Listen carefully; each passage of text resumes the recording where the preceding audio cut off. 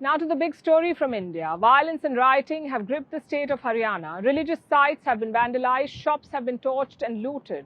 At least 6 people have been killed. The pictures are truly worrying. Some of the roads look like war zones with charred vehicles all around. The violence erupted in Nuh. It is a village in southern Haryana. It is also close to one of India's biggest business hubs, Gurugram. The violence has spread there too. But what triggered it?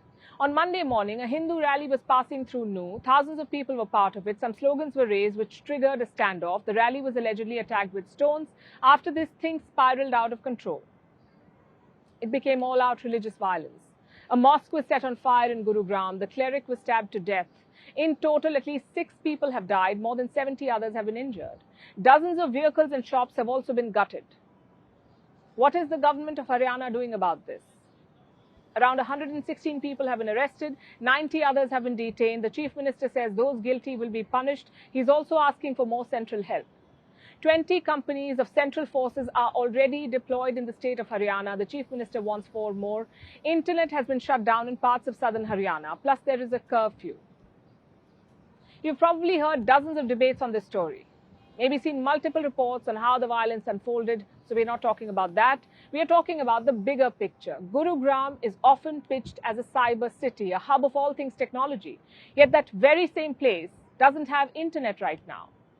What sort of message does that send? And I'm not saying the shutdown is not justified. I'm saying things should never have reached this stage. We talk about making Gurugram a global city, a top destination for big companies. But put yourself in the shoes of a foreign investor or a CEO at a multinational company. Would you be confident about setting up shop here? Amid these pictures of charred vehicles and riot cops. Exactly my point. Gurugram has become a success story in recent years. It is home to thousands of production houses. Some of the biggest MNCs have offices there, like Nestle or Coca-Cola or Maruti Suzuki.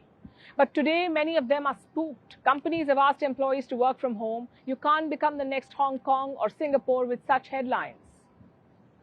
And I'm not just talking about the violence. Look at other indicators.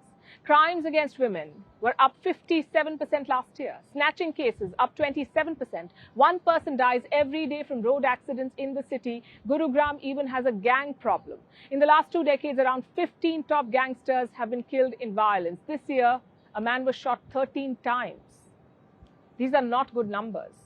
They don't encourage locals, let alone foreign companies. The question is, what is the root cause? Does the state government not have enough resources? It's hard to believe that. Haryana is ruled by the BJP, the same party in the state and the centre, so there is no scope of federal roadblocks. Consider what happened this week. Haryana got 20 companies of central forces within 24 hours. So resources are very much available. But somehow they're not being used well. We saw a similar situation in Manipur. Same party ruling at the state and centre, yet no end to the violence. But both these issues are linked to law and order. It's the bread and butter of all governments, but clearly not in Haryana. From start to end, this is law and order failure. How were inciting slogans raised at a rally? How was the crowd allowed to pelt stones? How was the mob allowed to go on a rampage? The answer to all of these questions is the same, because law and order failed. So what needs to be done? Well, the situation is slowly returning to normal. Hopefully, the violence will end soon. But the state government's job does not end here.